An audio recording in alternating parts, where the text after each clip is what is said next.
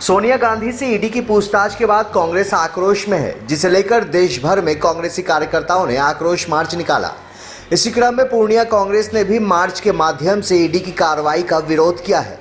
पूर्णिया में कांग्रेस कार्यकर्ताओं ने गोकुल कृष्ण आश्रम से आक्रोश मार्च निकाला, जो विभिन्न मार्ग होते हुए शहर के आरंसा चौक पहुंचा। इस दरमियान कांग्रेसी कार्यकर्ताओं ने सरकार के खिलाफ जमकर नारेबाजी की।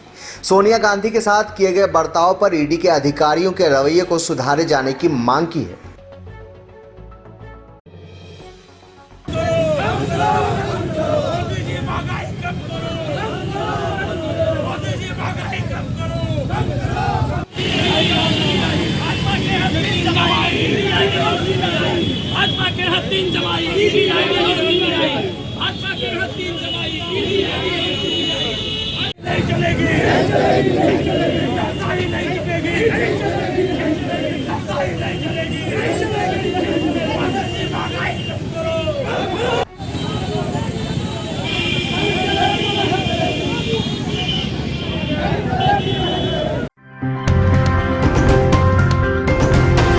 आप देख रहे हैं SDN न्यूज, मुद्दे की बात आपके साथ।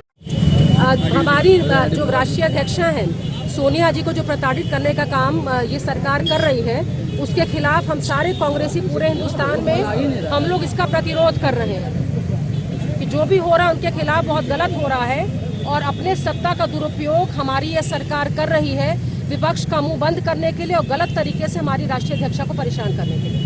तो आप लोगों के द्वारा एक नारा लगाया जा रहा था कि बीजेपी के 3 जमाई, क्या उसका क्या मतलब है?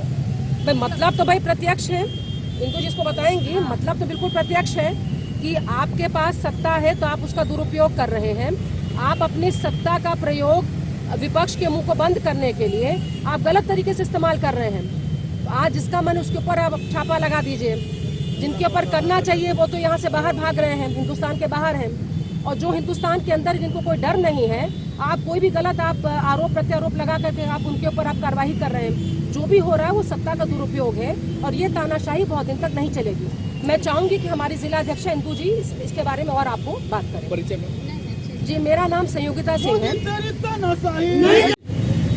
आज जो पहले राहुल गांधी जी को परेशान किया गया ईडी के द्वारा, अब हमारी मैडम सोनिया गांधी जी को परेशान किया जा रहा है।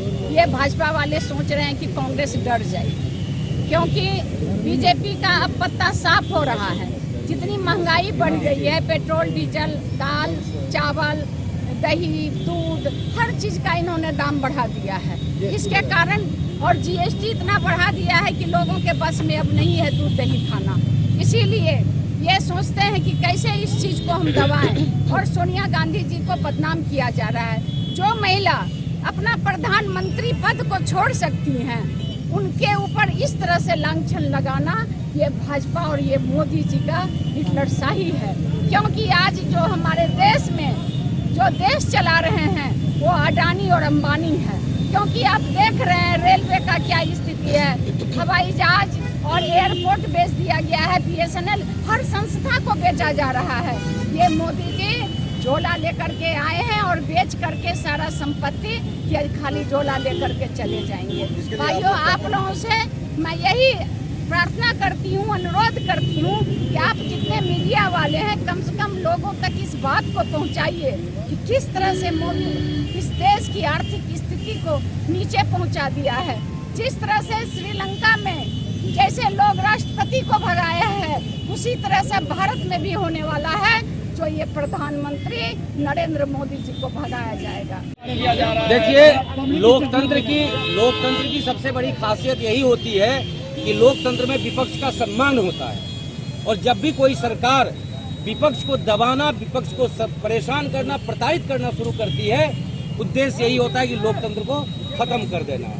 आज जिस तरह से भारतीय जनता पार्टी की सरकार देश के अंदर लोकतांत्रिक व्यवस्थाओं को चौपट करने पर तुली हुई है, उसी के परिप्रेक्ष्य में कभी आदरणीय राहुल गांधी जी को, कभी आदरणीय श्रीमती सोनिया गांधी जी को प्रताड़ित करने का काम किया जा रहा है। और मैं आपको बताना चाहूँगा कि श्रीलंका के राष्ट्रपति राजपक्षे ने यह कभी नहीं कहा था कि मैं झोला उठा के भागूंगा, लेकिन वह भाग गया। और हमारे आदरणीय नरेंद्र मोदी जी ने पहले से कह रखा है कि मेरा क्या है, मैं तो फकीर हूँ, झोला उठा के भागूंगा।